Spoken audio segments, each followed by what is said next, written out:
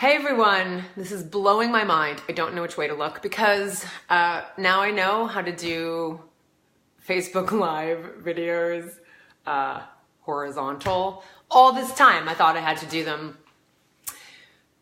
vertical, but a friend of mine just recently alerted me to the fact that you can start the Facebook Live horizontal and then it stays horizontal. So hi everyone, Colleen Patrick-Goudreau here, and to everyone watching on YouTube, sorry, all that time.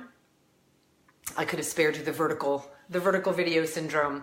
Anyway, hi everyone, Colleen Patrick-Goudreau here, vegan author and animal advocate. Lots of really exciting things going on. I want to first let you know that the Compassion in Action conference that is coming up in August, everything you need to know to be the most effective advocate and ambassador of compassion possible is in August here in Oakland, and I'm so excited by everyone who's filling up. The Platinum is actually filling up faster, and so if you want to get on board, and in fact, one of the gifts that I'm giving to the folks who are coming to the Platinum event is, I'm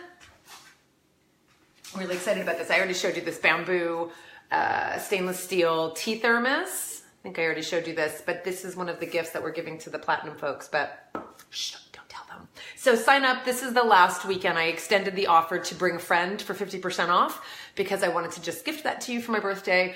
So it's going to end tomorrow, which is Sunday. So, of course, the registrations will stay open. The registration will stay open for months and months and months. But if you want to take a friend with you for half off, then you want to join now. So hi, everybody. And also, I wanted to just show you my zero waste haul from the farmer's market. And I think by now you have heard the news that I have a new book. I just got an offer from a publisher, or I did last week, and I thought it over, and I think it's a really good fit. I think the publisher really understands what I'm trying to do in this book, which the working title for which is In Defense of Compassion, The Joyful Vegan's Guide to Life in a Non-Vegan World. So that's what we're going with right now, and it really is all about the 10 stages of what happens when you stop eating animals that I've talked about: effective communication, coming out, the voracious consumption of information when you first become vegan. It is all about the social aspects and the emotional aspects of staying vegan. So In Defense of Compassion. It's going to take me a little while to write it, so don't get too excited yet, but I'm very happy about it. And as you saw, I met Senator Booker. He was very eager to say he would endorse it. And I said, I understand if you want to read it first before you endorse it. And he said, you're probably one of the first people that's ever offered to have me read what they ask him to endorse. So anyway, I'm excited. Is it okay? Looks like we lost some people there. So anyway, hi from Sweden. Hi, Axel. So good to see you, and can't wait to read your new book. And the new podcast is great too. Thanks, Jonathan. And Jennifer said, so funny that you popped on right now. I'm making your cinnamon coffee cake for my husband. That's awesome. Yeah. And what I really wanted to say, there's so many announcements. I can't keep up with the announcements. And sorry, my hair's a mess. I just got back from a walk with my friend going to the farmer's market. And is it okay now? Did it stop freezing? Angela, can you see it now? Is everybody okay now?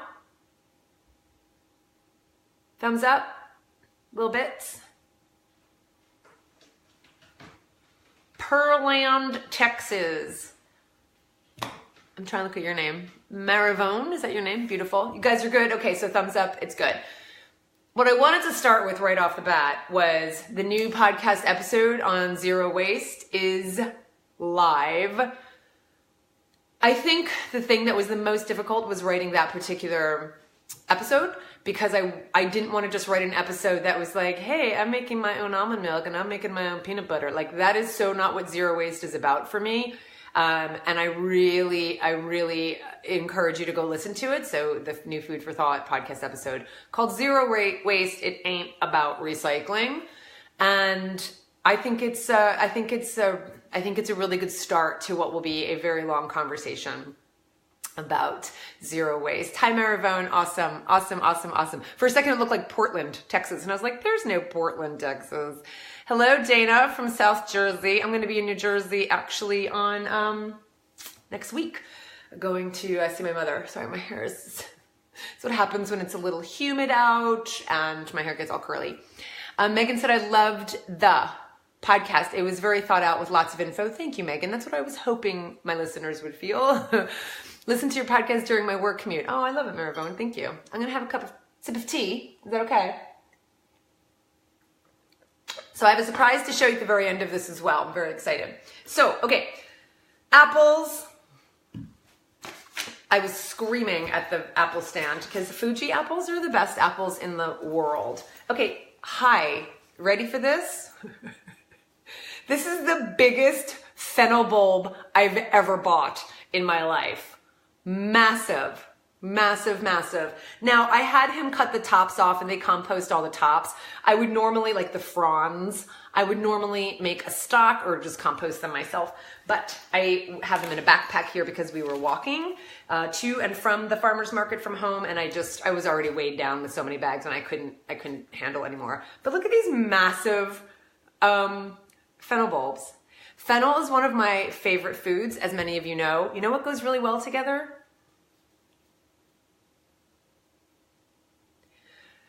Fennel salad with apple goes really well together. And then I also got some broccoli. And of course, this is so boring because you've like seen this so many times before. Of course, because it's the same season, there's a lot of the same foods, but cauliflower. I would actually get more cauliflower and more fennel if I weren't walking. So that's the backpack. I had a backpack because last time it weighs me down, all of this food. We also stopped at our bakery, Arizmendi, and got some beautiful bread. I'm not going to show you the other side of it because I ate half of it already. So, but that's what it looks like. And then this part was already eaten. So, and in my little bag, just ask them, you know, I just put it, well, actually in this bakery, you just go to the little bins and you get the bread yourself. And if you have any questions, let me know. And then what else do I have? Big old bunch of romaine lettuce. I love this purple kale. I love this really leafy, thin leafy kale. I also got the lacinato because I love lacinato, but I love this for kale chips. I think this is really good for kale chips because they get really crispy because it's really thin. And then I love celery. I've always loved celery because, you know, peanut butter and celery. And then more kale, lacinato, sometimes called Tuscan. And then some oranges. Remember the oranges I told you about last week? They're so good. And then my walnuts that I love so much. Is my bowl there? No, my bowl's not there anymore. So then a little bag of walnuts. At this particular farmer's market, all of the nuts are in plastic, so I don't get any of the loose nuts, but I can get those at any local store. But I love walnuts in their shell.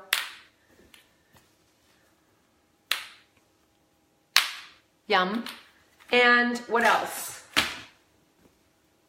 That is it for this bag. Meaty go. Where you going, Meaty? The only problem with this horizontal is you can see my messy counter over there. David did the dishes before. And you ready for this? You want to see what I just got? Really with my hair? Yeah,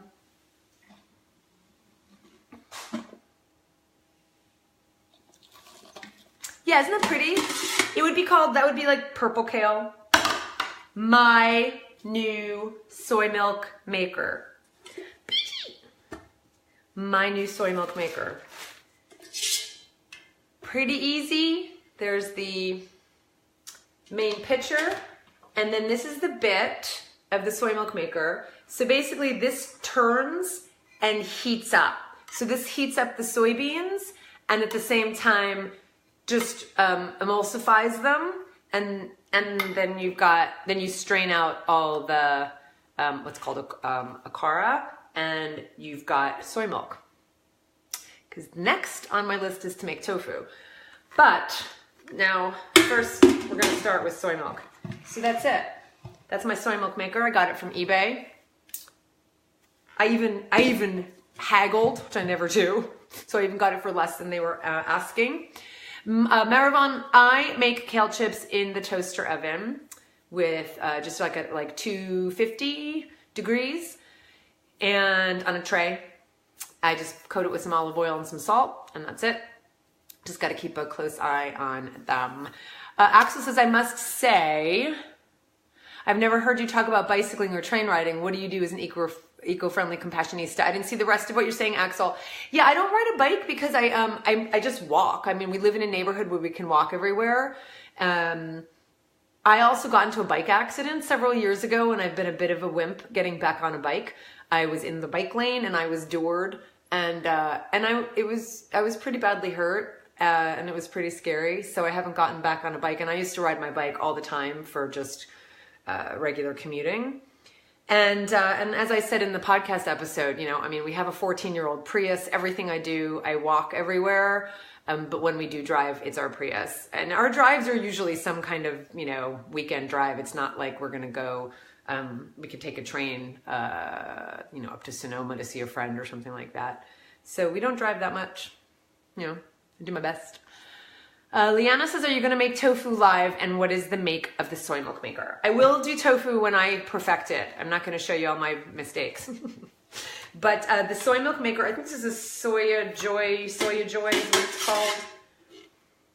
I think it's Soya Joy. I think that's what it is. It's a well-known brand. Like I said, this one was on eBay, and I looked at other brands. I looked first on Amazon to see reviews of brands, and then I bought it. Isn't that funny? Like, it doesn't even have it anywhere. It doesn't even have the name of it anywhere. You kind of have to love that there's not like a label all over the place. But I should be able to find an owner's manual pretty easily because it's a well-known brand. Yeah, so there you go. And then I guess, oh, that's interesting. So it looks like the steam would kind of rise out of there. Anyway, I'm excited. I will show you how to make soy milk for sure when I do this myself first. I have soybeans. I was going to show you, I went to the grocery store food mill that I've mentioned, and I was pretty psyched. They have so much there. I just keep getting surprised. I got some olive oil they have in bulk.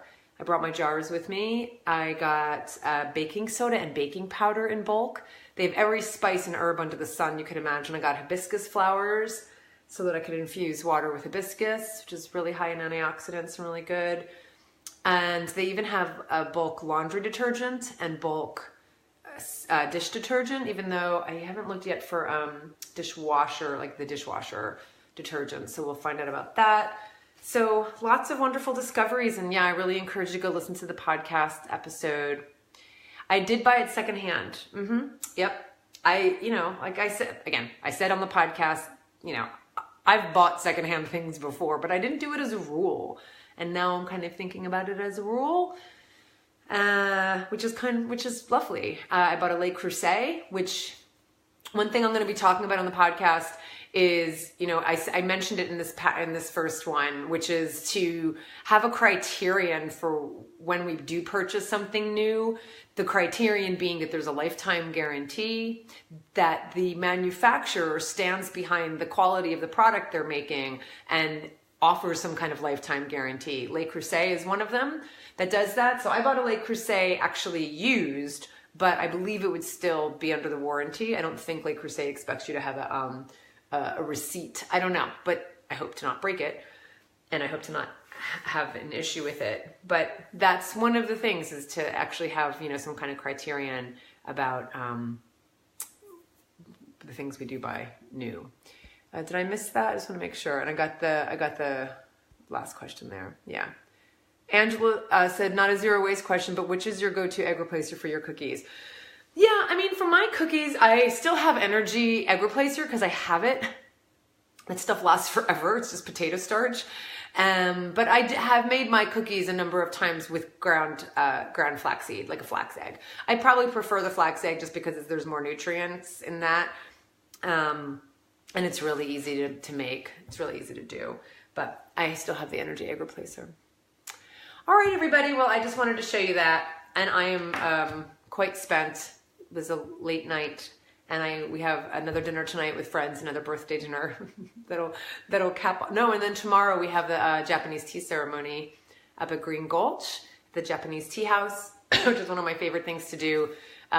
We usually do it once a year, even though I want to do it more often.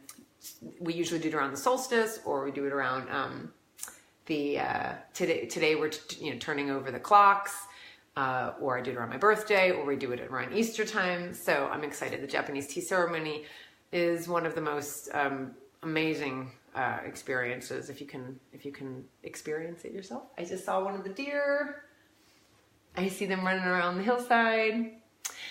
Maravon said reusable produce bags. Got those on Amazon. I did. So let me just show you one more time this brand. I did get these on Amazon. These mesh produce bags are wonderful, and they're by Earthwise. I'm sure it's backwards, but you get the idea.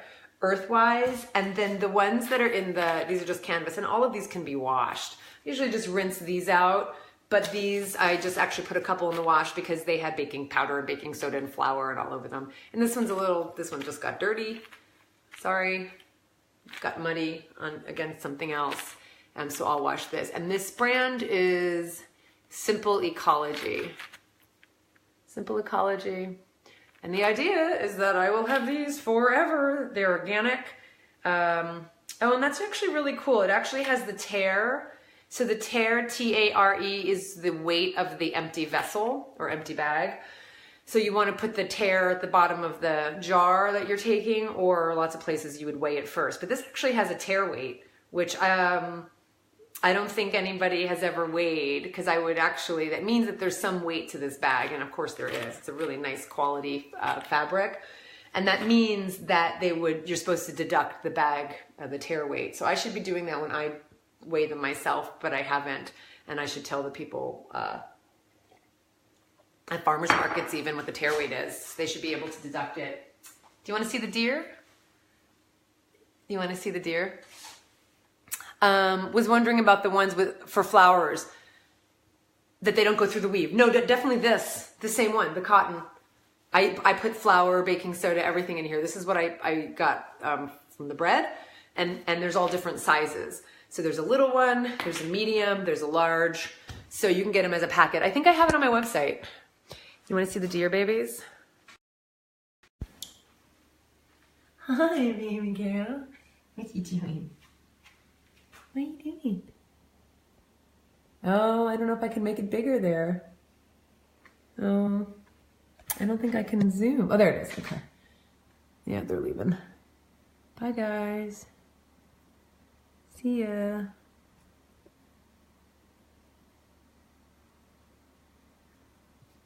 Okay, well, that's a good note to end on. Sorry, I couldn't really see them much. I know the babies. Yeah, you can see them. They're going up there. There they are. Pretty cute. Oh, I know. I love them. I know, but usually you can get a better shot. They're now grooming each other. Pretty cute. Can you see? Let's see if I can zoom again.